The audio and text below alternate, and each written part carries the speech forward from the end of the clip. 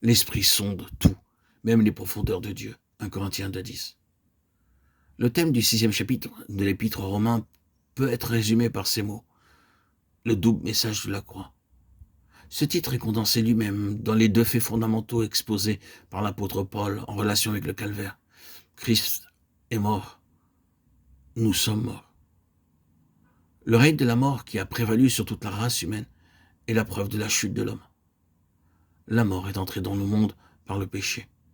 Romains 5 nous enseigne que Christ est mort à notre place afin que nous puissions devenir participants de sa vie de résurrection. Romains 6 nous apprend comment nous approprier cette vie. Si Christ est mort pour nous afin que sa vie puisse nous être communiquée, nous sommes morts avec lui pour être rendus capables de la recevoir virtuellement. Il faut que nous devenions une même plante avec lui, par la conformité à sa mort. 3 fois, Paul se sert de ces mots. Sa mort, au verset 3, 4, 5. Puis il ajoute, nous sommes morts, au verset 8. L'identification du pécheur au sauveur est donc clairement indiquée. Mais que signifie cette mort avec Christ ? En premier lieu, elle signifie mourir au péché en tant que maître et tyran, au péché et non à nos péchés.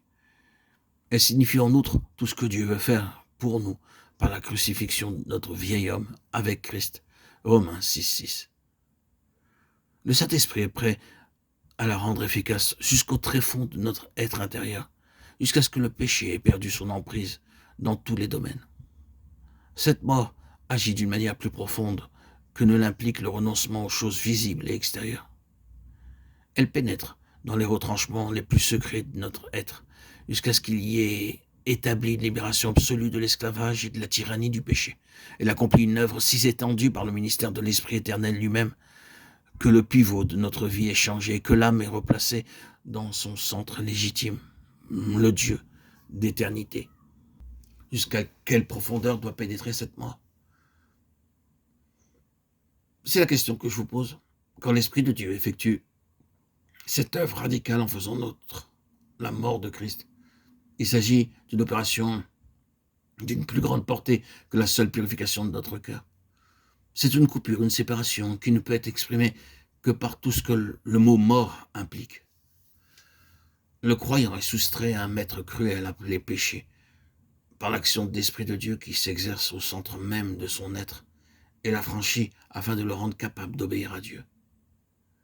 L'Écriture ne dit pas qu'il est désormais impeccable, qu'il n'y a plus de péché en lui, mais qu'il y a coupure entre lui et le péché, par l'imputation de la mort de son substitut qui a livré sa vie à sa place au calvaire. De telle sorte qu'il en est désormais de lui, comme s'il était littéralement mort lui-même. Son ancien maître, le péché, n'a plus aucun pouvoir sur lui et aucune revendication à formuler à son égard. Romains 6, 17, 18.